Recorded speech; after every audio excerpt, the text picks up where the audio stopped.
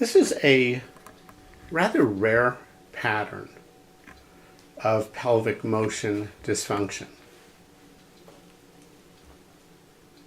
Can you sit up and bend forward and point to where your discomfort is? And tell me, so you're pointing to your lower sacrum on the left side. Okay? And what does that feel like? It feels like a pull. Okay. Like a sharp pull. Okay, very good. So now lie on your stomach again.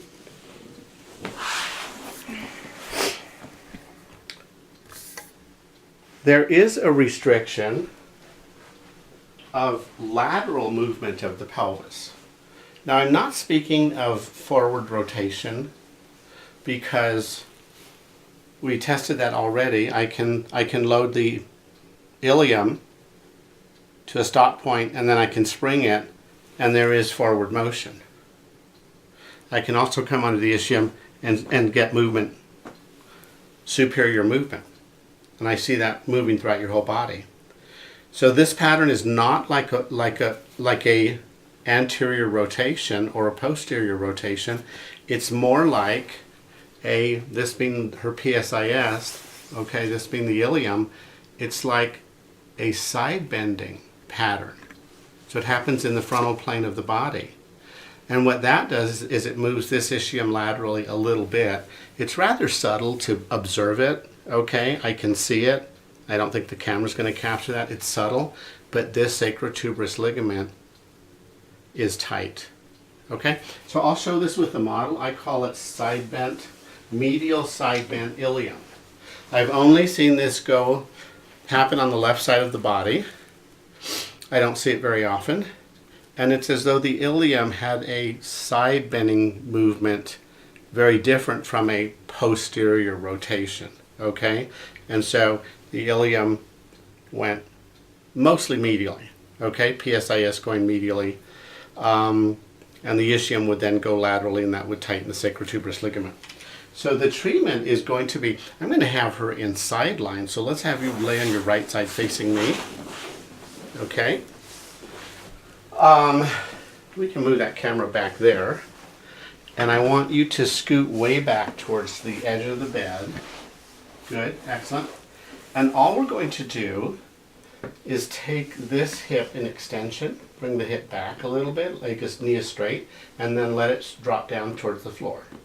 So we're just adducting her left hip, okay, and I'm feeling the soft tissues, the ligaments around the PSIS and medial to that, and I am feeling that we're isolating this area. I can feel a little movement there, and so I'm simply going to put an overpressure there. Are you all right with that?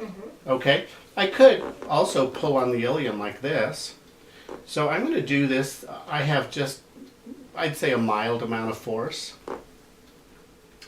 And I'm going to do this for just 1 minute. The self-treatment is the same thing. You just lay on your side and let this leg go backwards a little bit and then hang off the bed. Good. Let's have you lie on your stomach.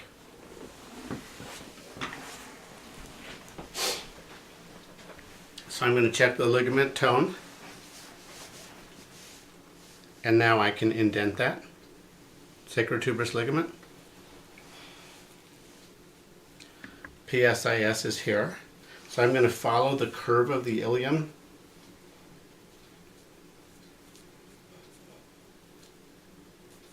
So I kind of curve my hand, all right, isolating the PSIS. So I make sure I'm on that ilium. And boom, we have side bending movement. Okay, we now have that restored. It's not tender anymore. It's not tender anymore? Good. Sit up and bend forward again.